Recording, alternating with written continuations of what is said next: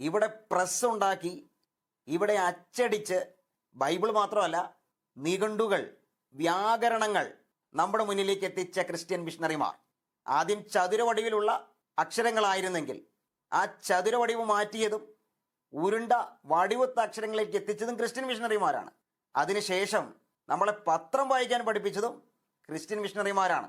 അവരിവിടെ വന്ന് പ്രസ് ഉണ്ടാക്കി അച്ചടിച്ച് ഗ്രന്ഥങ്ങൾ നമ്മുടെ മുന്നിലേക്ക് എത്തിക്കുകയായിരുന്നു. അതിൽ വലിയൊരു പ്രയത്നമുണ്ട്. അപ്പോൾ നമ്മൾ വായിക്കാൻ പഠിപ്പിച്ചത് അവരാണ്. ഇവിടെ അച്ചടിയുടെ വിപ്ലവം തീർത്തത് അവരാണ്. പത്രം വായിക്കാൻ പഠിപ്പിച്ചത് ഈ ക്രിസ്ത്യൻ മിഷണറിമാരാണ്. ഇത് കേരളത്തിൻ്റെ എല്ലാ ജില്ലകളിലും അവരുടെ സ്വാധീനമുണ്ട്. അതിൽ ബാസൽ മിഷൻ്റെ, ലണ്ടൻ മിഷണറി സൊസൈറ്റിയുടെ, ചർച്ച് മിഷൻ സൊസൈറ്റിയുടെ, CMSൻ്റെ പ്രവർത്തനങ്ങൾ നമ്മൾ എടുത്തു പറയേണ്ടതാണ്. വെള്ളാപ്പള്ളിയും അൻസാരി ഉസ്താദും അറിയേണ്ട പ്രധാനപ്പെട്ടൊരു കാര്യം, ക്രൈസ്തവർ ഈ രാജ്യത്തിനായിട്ടൊന്നും സംഭാവന ചെയ്തില്ല എന്ന് അൻസാരി പറയുമ്പോഴും ക്രൈസ്തവർ കേവലം മതപരിവർത്തന ലോബിയാണെന്ന് വെള്ളാപ്പള്ളി നടേശൻ പറയുമ്പോഴും നിങ്ങൾ തിരിച്ചറിയേണ്ട ഒരു കാര്യം, ക്രൈസ്തവർ കേവലം മതപരിവർത്തന ലോബികളല്ല, അല്ലെങ്കിൽ ഈ രാജ്യത്തിനൊന്നും സംഭാവന ചെയ്യാത്തവരല്ല.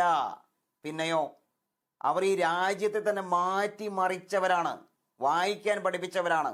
അച്ചടിച്ച് ഇന്ന് കാണുന്ന വിധത്തിൽ ഉള്ള അക്ഷരങ്ങൾ ഉണ്ടാക്കി നമ്മളെ വായിക്കാൻ പഠിപ്പിച്ചവരാണ് ക്രിസ്ത്യൻ മിഷണറിമാർ. പത്ര വായനയുടെ സംസ്കാരത്തിലേക്ക് നമ്മളെ നയിച്ചവരാണ് ക്രിസ്ത്യൻ മിഷണറിമാർ.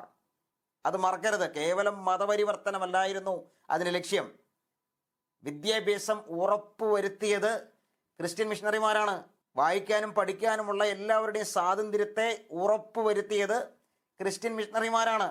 അത് തെക്കൻ ജില്ലകളിലും മധ്യ കേരളത്തിലും എല്ലായിടത്തും ഉറപ്പുവരുത്തിയത് ക്രിസ്ത്യൻ മിഷണറിമാരാണ്. അപ്പോൾ അച്ചടിയുടെ വിപ്ലവം ഇവിടെ ക്രിസ്ത്യൻ മിഷണറിമാർ തീർത്തിട്ടുണ്ട്. വായനയുടെ വിപ്ലവം ക്രിസ്ത്യൻ മിഷണറിമാർ തീർത്തിട്ടുണ്ട്.